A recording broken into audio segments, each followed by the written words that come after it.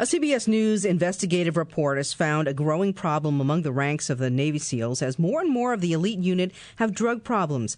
Captain Jamie Sands, commander of 900 SEALs based on the East Coast, said in this meeting of SEALs earlier this year, "If you do drugs, if you decide to be that selfish individual, which I don't think anyone's going to do after today, I believe that, then you will be caught." Now, the term selfish has often been used to describe addicts and recovering addicts. For some perspective on what that means, we're joined live on the KCBS 8x8 Newsline by Lee Weber. She's a recovering addict and editor of the Addiction blog. Thanks for giving us the time. Hi, thanks for having me. Elaborate on this notion of being selfish. Right. I think that we need to impress the fact that addiction is not a moral issue. It's a chronic brain condition that's caused by genetic and environmental factors. And when it comes down to it, it's about 50-50. So when we're talking about environmental factors specific to the military, we're talking about three incredible stressors. The first is the constant exposure they have to trauma.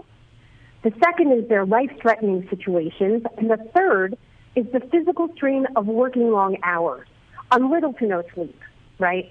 So these specific conditions do two things to young SEALs, because they're 17 to 28 after all. The first is that the conditions negatively impact their overall mental health, and the second is that the conditions increase the risk of substance abuse. So I don't think we can talk about this as being selfish. I think instead what we need to talk about is why the drugs are effective, because they're efficient at making us feel better for a short time. And the SEALs are using cocaine, they're using meth, ecstasy, marijuana, and heroin, right? So these all have physical and psychological effects.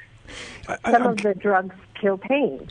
I'm curious to what this same Navy captain whose soundbite we heard at the beginning of the interview here talked about feeling betrayed. In other words, the military relies on this sense of responsibility to one another.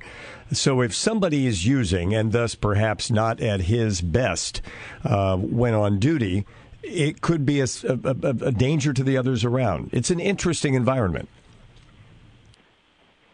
That's true. And I think that turning to drug testing as a strategy to identify and then remove the drug users is a good strategy for safety. I mean, I get it. You use, you lose. And it's the same that's true for other workplaces, right? So companies can fire you based on drug screens. So when you're operating any machinery, let alone a weapon, drugs should not be in the mix. But I don't think that they're responding in a way that is good for the stigma around addiction. They're not addressing the mental health needs of their soldiers. What do we know about the success rate for treating those who have an addiction problem and are caught in some sort of workplace screening program? Do they do better than those who self-report, who figure it out and go for help? Oh, do you know what? I can't really speak to that, but I can speak to the new trend that there is for addressing specific mental health needs within a military or even a high stress environment, right? So one strategy that they might have is to mirror new initiatives like those I've read about at American Addiction Centers. They run something that's called a First Responders Lifeline program that addresses unique needs. So people like firefighters, emergency response teams, police officers, all of these personnel are dealing with specific stresses, right? So really high levels of stress all of the time. And they're finding that at American Addiction Centers that, of course, self-reporting is always best because then you get the best treatment outcomes anyway. But that when you address it also as a team, that you don't need to be scared of drug use and you don't need to be scared of alcohol. You accept it as a normal part of coping. Then you can work together as a team to get better in the case that you need help. We appreciate your time this morning. Lee Weber, a recovering addict and editor of the Addiction blog.